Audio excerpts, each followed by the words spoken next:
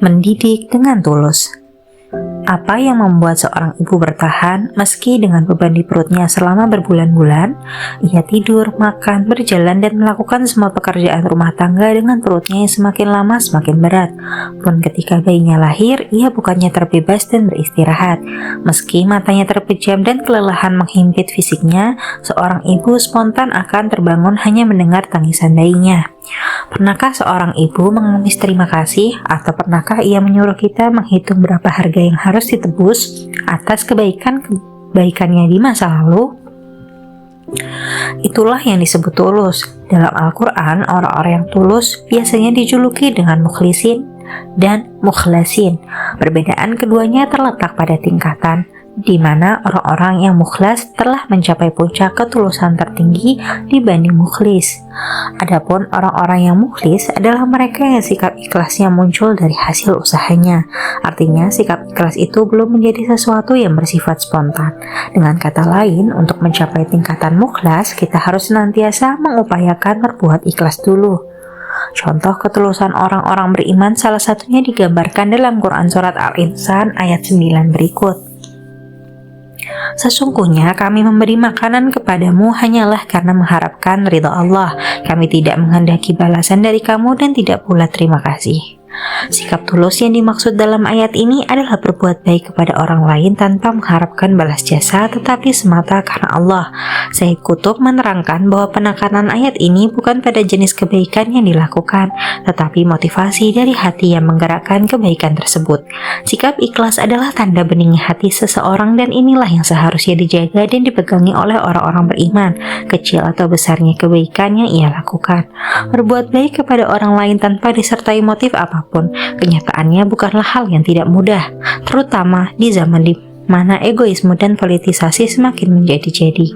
Namun bukan berarti kita lantas menyerah begitu saja. Kita dapat memulainya dari rumah, karena di rumahlah kita tak perlu menggunakan topeng dan berpura-pura. Dalam mendidik anak, baik ayah dan ibu memiliki porsi tanggung jawab yang sama besarnya. Tidak ada istilah bahwa urusan anak adalah urusan ibu, sedangkan ayah cukup mencari nafkah. Begitupun sebaliknya, jika salah satu di antara orang tua merasa keberatan atau enggan bekerja sama, maka sudah saatnya mempertanyakan tentang seberapa tuluskah kita. Ketulusan bukanlah sesuatu yang sederhana. Terkadang ia tak bisa dinilai dan diukur secara baku. Seringkali orang tua tak mampu membedakan apakah ia mendidik anaknya karena tulus atau justru karena ia masa bodoh atau cuek. Ketulusan dan kemasa bodohan menjadi sesuatu yang kadang sukar dibedakan. Seorang ibu melahirkan lantas menyusui anaknya mungkin saja bukan karena ia tulus, tetapi karena ia masa bodoh dengan tujuan dan bagaimana mendidik anaknya. Ia terjebak pada rutinitas tanpa makna, tanpa tujuan, dan merasa sudah cukup dengan menunaikan tugas-tugasnya saja. Seorang ayah yang mengupayakan segala fasilitas yang diperlukan anak dan istrinya, apakah ia benar-benar tulus atau karena ia acuh tak acuh dengan berpikir, tugas saya cari uang, selanjutnya terserah kalian mau apakan. Di satu sisi, tindakannya itu memang tidak mengharapkan balasan, tetapi di sisi lain ia juga tidak mau terbebani dengan kewajiban di luar mencari nafkah. Tak heran jika saat ia tak bekerja, ia bersikap apatis dalam berinteraksi dengan anak-anaknya. Ia berpikir bahwa menemani anak mengerjakan tugas sekolah atau sekedar mengontrol jadwal main bukanlah kewajibannya. Perlu senantiasa diingat dan dihayati bahwa segala aktivitas parenting adalah ibadah jika didasari oleh niat yang semata karena Allah. Ayah dan ibu yang mendidik anaknya dengan tulus adalah mereka yang mendidik bukan karena ingin mendapatkan balas budi atau jasa dari anak-anak yang dididiknya, juga bukan karena ingin memetik pujian dari orang lain. Kisah nyata ini mungkin bisa menjadi cermin bagi siapa saja. Si A adalah seorang guru teladan dengan sederet prestasi. Istrinya seorang pengasuh di kolom konsultasi keluarga di sebuah koran kota. Mereka dikaruniai seorang anak laki-laki. Namun anak mereka tidaklah secemerlang anak-anak sebayanya. Selain susah sekali mengingat pelajaran, anak ini tergolong lambat dalam materi berhitung. Si A yang setiap malam berusaha mengajari anaknya, ujung-ujungnya frustasi dan marah. Istrinya sudah menguasai teori-teori psikologi pun sama sekali tidak menemukan cara agar anaknya bisa mengejar ketertinggalannya. Keduanya pun sering bertengkar, saling menuding satu sama lain tentang apa yang terjadi pada anak mereka. Pada akhirnya, karena gengsi dan malu, mereka memindahkan anak mereka ke sekolah lain, di mana orang-orang di sekolah itu tidak terlalu mengenal siapa si A. Si anak pun semakin tertekan. Ia menganggap dirinya telah menjadi beban dan sumber malu orang tuanya. Ia pun tumbuh menjadi seorang anak yang pemberontak dan membenci diri serta orang tuanya. Mungkin apa yang kita alami di rumah tidak sampai separah kisah tadi. Namun pengalaman-pengalaman seperti kita memarahi anak dan mengata-ngatainya hanya karena ia mendapat ranking rendah di sekolah, kita mengomel seharian gara-gara anak bersikap ceroboh di hadapan tamu, atau kita hilang kesabaran lantas memukul anak karena ia mengacaukan pekerjaan kantor dan sejenisnya. Semua pengalaman tersebut adalah contoh parenting yang tidak dilandasi ketulusan. Kita mendidik anak karena kita menginginkan anak menjadi semisal anaknya si B. Kita menyekolahkan anak di sekolah Islam terpadu karena kita sebenarnya malas mengajarkan ia dasar-dasar ibadah. Kesibukan-kesibukan yang dilakukan oleh orang tua setiap hari yang awalnya bertujuan untuk membahagiakan keluarga justru melenceng menjadi sumber masalah. Orang tua tidak lagi mendidik dengan tulus sehingga pada akhirnya anak-anaklah yang menjadi korban. Mereka dipaksa untuk menjadi padahal mereka belum siap menjadi. Pada beberapa kasus, sebagian anak melakukan kenakalan dan pemberontakan bukan karena mereka suka melakukannya, tetapi karena mereka ingin mendapatkan perhatian dari orang tua. Di kasus lain, tak sedikit pun anak belajar dengan rajin bukan karena motivasi belajar itu memang muncul dari dalam hatinya, tetapi karena ingin mendapatkan sesuatu dari orang tuanya. Lihatlah reaksi yang dihasilkan dari aksi parenting yang tidak tulus. Orang tua tidak tulus akhirnya melahirkan anak-anak yang tidak tulus pula. Tidak ada kata terlambat untuk berubah. Jikapun kita tidak dapat meraih gelar mukhlas di sisi Allah, setidaknya kita bisa berusaha menjadi pribadi yang mukhlis. Kita melatih diri dan terus-menerus mengusahakan untuk ikhlas. Kita dapat mengasah kejernihan hati dari hal-hal kecil, misalnya saat anak terus-terusan menangis. Usahakan tidak memarahinya. Saat anak menangis keras, kata-kata apapun tidak akan disimaknya. Gendonglah ia atau peluklah ia. Saat anak Anda terkesan lebih nakal dari anak-anak sebayanya, berpikir positiflah. Lebih baik menjulukinya sebagai anak yang sangat antusias ketimbang mengatainya anaknya nakal. Saat kita mengajari anak dan ia tidak juga paham atas apa yang kita ajarkan, maka lakukan evaluasi. Mungkin materi itu tidak diminati anak atau bisa jadi metode kita mengajarinya yang kurang bagus. Sangat sempit jika menilai anak hanya dari kemajuan akademiknya. Dunia tidak kiamat hanya karena anak Anda lebih lambat pintar membaca. Anda tidak serta-merta menjadi orang tua yang gagal hanya karena anak Anda tidak pernah meraih juara. Bagaimanapun, setiap anak memiliki potensi dan minat yang berbeda dari anak lainnya, sehingga tidak adil jika orang tua terus-menerus membandingkan dengan anak orang lain. Ketulusan mungkin sukar dinilai, tetapi ia dapat dirasakan oleh orang lain. Jika kita tulus dalam mendidik anak, maka kita tidak lantas menyerah. Kita tidak akan pernah merasa lelah jiwa. Kita tidak pernah berpikir tentang berapa usia yang kita habiskan untuk anak, berapa materi yang dikeluarkan, dan berapa malam tidur kita dikorbankan. Secara tidak langsung, anak pun akan merasakan ketulusan orang tuanya dan ia pun akan berusaha dengan penuh semangat. Ketulusan berangkat dari hati yang jernih. Hati yang jernih berasal dari pikiran yang positif, dan pikiran positif berawal dari jiwa yang senantiasa mau belajar menjadi pribadi yang lebih baik. Karakter anak soleh dalam diri Yahya. Dalam Sahih Bukhari disebutkan bahwa Nabi Zakaria awalnya hanyalah seorang suami yang sehari-hari menghidupi keluarganya dengan bekerja sebagai seorang tukang kayu. Istrinya adalah seorang perempuan yang mandul. Keduanya pun memutuskan untuk mengabdikan diri di Baitul Maqdis. Seperti sudah direncanakan, Allah lalu menakdirkan Zakaria dan istrinya menjadi pengasuh bagi seorang anak perempuan bernama Maryam yang ketika itu sempat menjadi rebutan di antara para pemuka masyarakat. Bertahun-tahun sejak Nabi Zakaria mengabdikan diri mengabdikan diri menjadi penjaga Masjid Al-Aqsa, namun baru kali itu hatinya tergerak sangat kuat untuk memiliki keturunan. Bukan dorongan kepada siapa nantinya hartanya akan diwariskan yang membuatnya ingin memiliki anak. Apalagi ia hanyalah seorang yang sangat sederhana. Keinginan mempunyai anak bagi pasangan suami istri adalah hal yang fitrah. Namun setelah bertahun-tahun dilewatinya, ditambah vonis mandul istrinya, maka Zakaria sempat memadamkan harapannya. Lantas, apakah yang menyebabkan ia tiba-tiba bermunajat di setiap malam buta agar Tuhan memberinya keturunan? Muhammad Al-Masir menjelaskan bahwa satu-satunya motivasi Zakaria adalah perhatiannya terhadap masa depan umatnya. Sebagai seorang nabi, ia melihat bahwa di masyarakat Bani Israel ketika itu tidak ada seorang pun yang dianggapnya cakap dan mampu menggantikan tugasnya sebagai pengemban risalah. Maka tatkala ia melihat keajaiban-keajaiban pada diri Maryam, hatinya tiba-tiba tergetuk begitu kuat untuk memiliki anak. Saat itu pula ia berpikir bahwa kekuasaan Allah bisa terjadi pada siapa saja sebagaimana yang ditunjukkan oleh Allah pada diri seorang Maryam, sehingga tidaklah mustahil dirinya yang lebih renta dan istrinya yang mandul akan mendapatkan keajaiban pula. Zakaria pun menghidupkan harapannya kembali. Ia kembali berdoa untuk meminta keturunan. Doa Nabi Zakaria tercantum dalam surat Maryam ayat 4-6 sebagai berikut.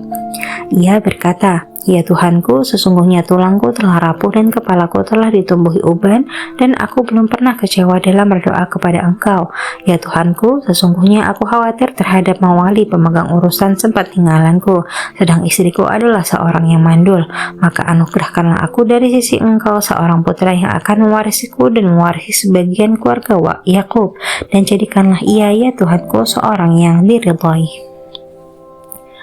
Doa Zakaria ketika memohon kepada Tuhannya diawali dengan memasrahkan segala ketidakberdayaannya. Meski ia seorang nabi, namun Zakaria juga seorang manusia biasa. Sikap seperti ini menunjukkan ketundukan hatinya di hadapan Yang Maha Kuasa. Berdoa adalah sebuah ritual yang sifatnya sangat personal. Ketika berdoa, hati kita berusaha mengirimkan sinyal ke atas agar sinyal tersebut dapat menembus lapisan langit. Maka kita hendaklah menghadapkan diri dengan penuh rendah hati, dan disinilah segala keluh kesah dapat disampaikan, segala harapan dapat dipanjatkan. Keinginan Zakaria akhirnya terkabulkan. Bayangkanlah bagaimana kebahagiaan ia yang tua renta dan istrinya yang didakwa mandul. Ketika segala ilmu dan kekuatan di muka bumi mengatakan bahwa orang seperti keduanya mustahil memiliki anak, namun Allah memberikan kekuasaannya pada siapa saja yang dikehendakinya. Allah berfirman, "Kepunyaan Allah lah kerajaan langit dan bumi. Ia menciptakan apa yang dikehendaki. Dia memberikan anak-anak perempuan kepada siapa yang ia kehendaki, dan memberikan anak laki-laki kepada siapa yang ia kehendaki. Atau dia menganugerahkan kedua jenis laki-laki dan perempuan kepada siapa yang dikehendakinya, dan dia menjadikan mandul siapa yang dia kehendaki. Sesungguhnya dia Maha Mengetahui lagi Maha Kuasa." Anak adalah hak Allah. Anak adalah bukti kekuasaan bagi orang-orang yang senantiasa percaya dan yakin akan keberadaannya. Kehadiran seorang anak adalah bagian dari rahmat. Oleh karena itu, suami istri yang beriman hendaklah tidak berputus asa dari rahmatnya. Jika Allah menghendaki, tidak akan ada satupun kekuatan di muka bumi yang akan menghilang. Sebaliknya, bagi suami istri yang telah dianugerahi rahmat berupa keturunan, maka janganlah menyia-nyiakannya. Anak adalah amanah yang kelak dipertanggungjawabkan di hadapan Allah. Oleh karena itu, mendidik anak agar ia berkarakter soleh adalah sebuah kewajiban, sebuah ibadah yang sama pentingnya dengan sholat. Adapun karakter-karakter anak soleh dapat kita lihat pada deskripsi Al-Quran tentang sifat-sifat dalam diri Yahya. Allah berfirman pada surat Ali Imran ayat 39.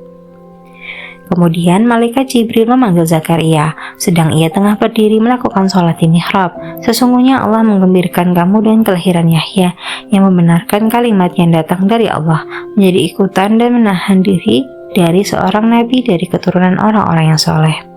Pada surah Ali Imran, karakter-karakter Yahya disebutkan secara global, yaitu pertama, membenarkan kalimat dari Allah. Kalimat Allah yang dimaksud adalah kemujizatan lahirnya Isa tanpa ayah dari rahim Maryam. Membenarkan kalimat Allah adalah sebuah cerminan akidah seorang muslim, bukan hanya pada tanda-tanda kekuasaan Allah yang bersifat khusus, seperti keluarga Islam, tetapi juga mengimani wahyu ilahi, kenabian, dan mengetahui manhaj agama Allah yang lurus. Inilah hal yang pertama yang hendaknya diajarkan oleh orang tua kepada anaknya, pengenalan Tuhan dan tanda-tanda kekuasaannya. Kedua, seorang yang menahan diri dari hawa nafsu lagi seorang nabi dari golongan orang-orang yang soleh. Jika karakter tadi adalah sesuatu yang berkenaan tentang ketuhanan, maka selanjutnya adalah sifat yang lebih menekankan hal-hal kemanusiaan. Setelah orang tua dituntut untuk menanamkan nilai-nilai akidah kepada anaknya, selanjutnya adalah membentuk karakter psikososialnya.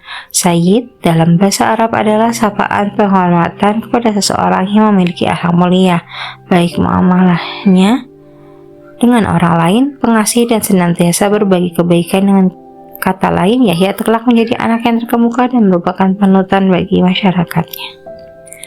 Adapun hasyur adalah sebuah sifat yang menggambarkan pengendalian diri yang kuat untuk tidak melakukan hal-hal yang kurang terpuji dan terjun ke dalam perbudakan hawa nafsu.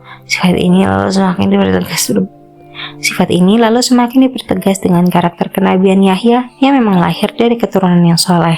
Karakter ini lantas diperinci lebih lanjut pada surat Maryam ayat 12-14. Hai Yahya, ambillah Alkitab Taurat itu dengan sungguh-sungguh, dan kami berikan kepadanya hikmah selagi ia masih kanak-kanak dan rasa belas kasihan yang mendalam dari sisi kami dan kesucian dari dosa. Dan ia adalah seseorang yang bertakwa dan seorang yang berbakti kepada kedua orang tuanya, dan bukanlah ia orang yang sombong lagi durhaka. Para ahli tafsir berpendapat bahwa pemberian hikmah kepada Yahya sejak ia kanak-kanak menunjukkan bahwa ia telah menunjukkan beberapa keistimewaan sejak kecil. Hikmah yang dimaksud adalah pemahamannya yang mendalam terhadap kitab Taurat dan wawasannya luas tentang agamanya.